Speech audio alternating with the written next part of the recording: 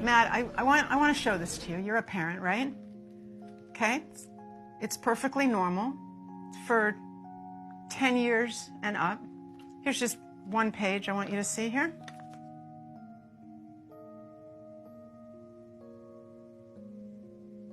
For 10 and up, huh? It's unspeakable what these people have done to our children. When did that start? When was it decided that we need to start teaching kids about this stuff at such a young age?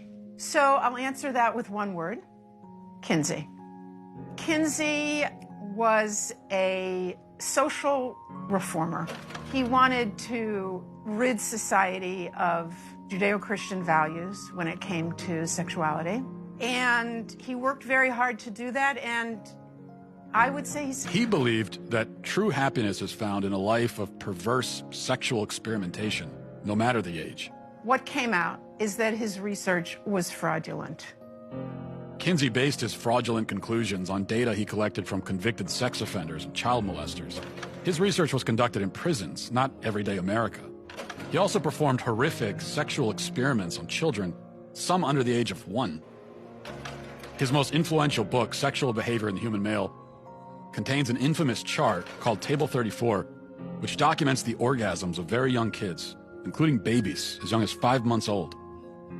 But instead of suffering the consequences for his heinous actions, he was and still is celebrated by academia and Hollywood. His ideas form the foundation for sexual education in public schools today.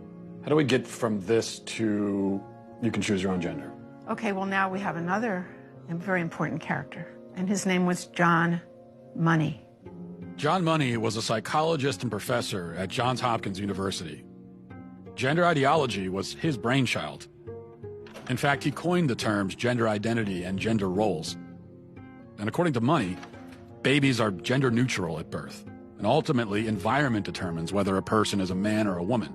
Money was telling the world about his theory that a boy could be raised as a girl and do just fine, and vice versa. And so Money tried out his theory on 2 young twin boys, the Reimer twins. When the twins were 8 months old and they went to be circumcised, the first twin, whose name was Bruce, something went wrong with the machinery and his penis was burnt off. They stopped and didn't do a second circumcision on the other twin, as you might imagine. And the parents, of course, didn't know what to do. How are they going to raise this child? John Money convinced Bruce's parents to transition him into a girl. Money also conducted sexually abusive experiments on the twins throughout their childhood, including forcing them to simulate sex acts on each other. He reported up to the age of 10 that this was a complete success. Well, wasn't true. The results were a disaster.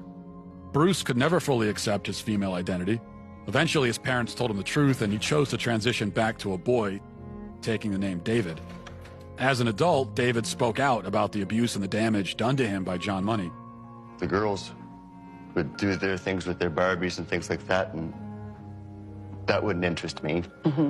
And things such as trucks and building forts and, you know, getting to the odd fist fight and climbing trees, that's the kind of stuff that I like, but it was unacceptable, so I'd never... As a girl? As a girl, I had no place to fit in.